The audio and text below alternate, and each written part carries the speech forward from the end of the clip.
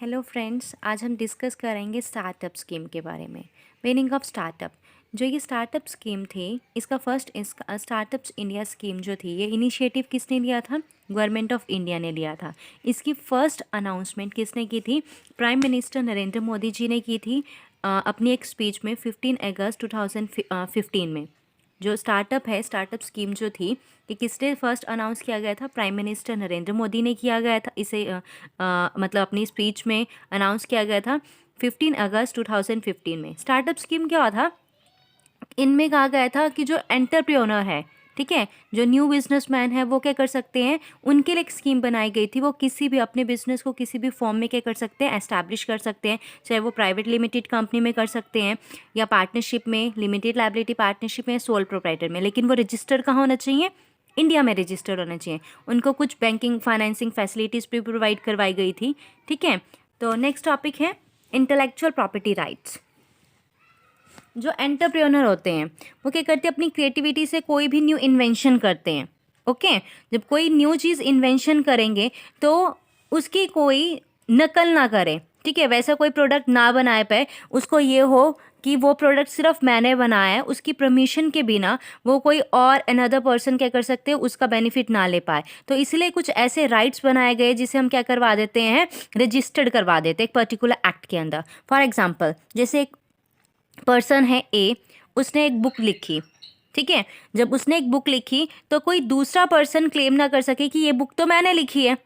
अगर एक पर्सन है ए, उसने एक न्यू बुक लिखी है, वो लिखी तो ए पर्सन ने, लेकिन जो दूसरा पर्सन है बी, वो कहता है ये बुक मैंने लिखी है, ठीक है। तो कैसे पता चलेगा वो बुक किसने लिखी है? उसका बेनिफिट तो बी ले रहा है। इसीलिए इसको करने के लिए जो एक राइट बनाया गया है, अगर कोई भी चीज़, हम कोई नए क्रिएटिविटी अपनी ह्यूमन स्किल्स से क्या कोई भी न्यू इन्वेंशन करते हैं, ठीक है, तो उसके लिए क्या किया जाता है, एक एक्ट बनाया गया है जिसके अंदर हम क्या करते हैं, उसे रजिस्टर्ड करवा पाते हैं और उसका बेनिफिट सिर्फ वो पर्टिकुलर पर्सन ही लेता है।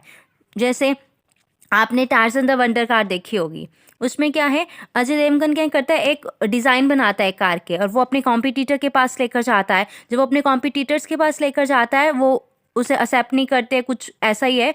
तो उसके बाद वो क्या करते हैं, उसके जो वो है डिज़ाइन है, गाड़ी की जो डिज़ाइन होते हैं, वो उसे चोरी कर लेते हैं और वो खुद बना लेते हैं। वो कहते हैं ये जो गाड़ी है, ये तो हमने डिज़ाइन किया गया है। तो उसका बेनिफिट किसका मिलता है? उसके कॉम्पिटिटर्स को मिलता है। तो वैसे अपने कॉम्पिटिटर से बचने के लिए, जो हमारे उनका बेनिफिट लेने के लिए हम क्या करवाते हैं, अपने जो राइट्स हैं उनको, अपनी जो हमने न्यू चीज़ इन्वेंशन करी है उसको हम क्या करवा देते हैं, एक पर्टिकुलर एक्ट के अंदर रजिस्टर्ड करवा देते हैं। उसे हम क्या बोलते हैं, इंटेलेक्चुअल प्रॉपर्टी राइट, ठीक है। जब कोई एक नया पर्सन अपनी क्रिएटिविटी के साथ कोई भी एक न्यू चीज़ बनाता है, ठीक है, उसे हम क्या करवाते हैं, उस पर्टिकुलर एक्ट के अंदर क्या करवाते हैं, रजिस्टर्ड करवाते हैं, जिसका उस बेनिफिट जो होगा वो सिर्फ उस पर्टिकुलर पर्सन को ही मिलेगा। उसकी परमिशन के बिना वो उसको यूज़ नहीं कर सकते। जैसे डेफिनेशन है आईपीआर की, intellectual property right is divided into two category से, टू कैटेगरी में डिवाइड किया गया है।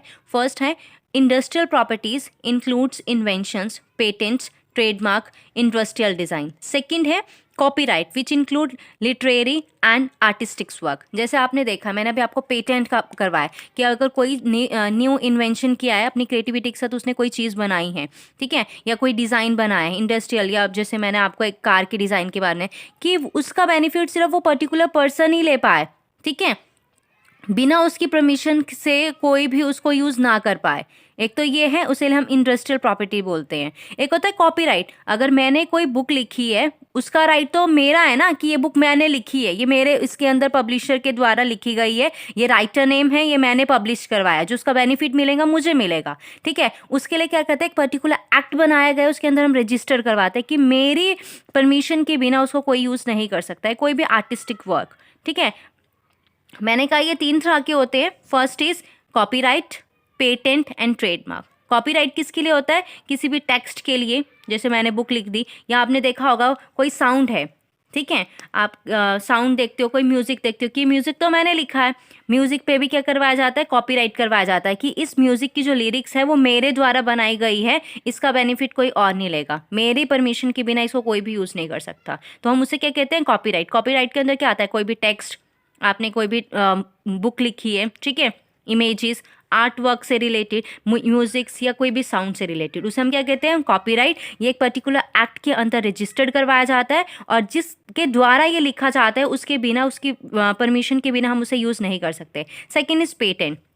Patent protect inventions and new discovery that are new, ठीक है, लाइक डिज़ाइंस, पेटेंट्स, प्लांट। आपने कोई चीज़, मैंने कहा था, जैसे एक आपको कार का एग्जांपल दिया था, मैंने कार के डिज़ाइन बनाए हैं, कोई न्यू इन्वेंशन थी ना, न्यू डिस्कवरी की थी हमने, अपनी क्रिएटिविटी के साथ, ह्यूमन स्किल के साथ एक नई चीज़ बनाई है, ठीक है। उसको, उसका बेनिफिट सिर्फ मुझे मिले, मेरे जो कॉम्पिटिटर है मेरी परमिशन के बिना वैसी कोई चीज़ ना बना पाए, तो इसलिए मैं उसे क्या करवाती हूँ, उस एक पर्टिकुलर एक्ट के अंदर रजिस्टर करवाती हूँ।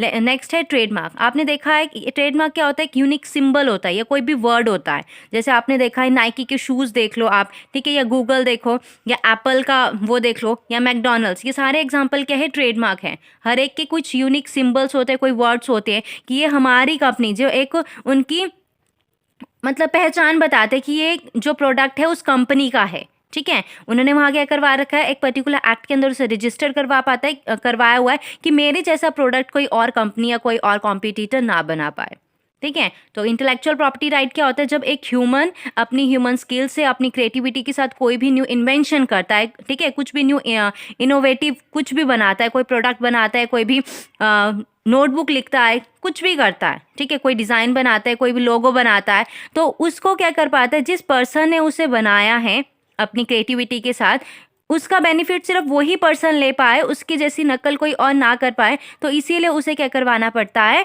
एक पर्टिकुलर एक्ट के अंदर उसे रजिस्टर करवाना पड़ता है। Thank you.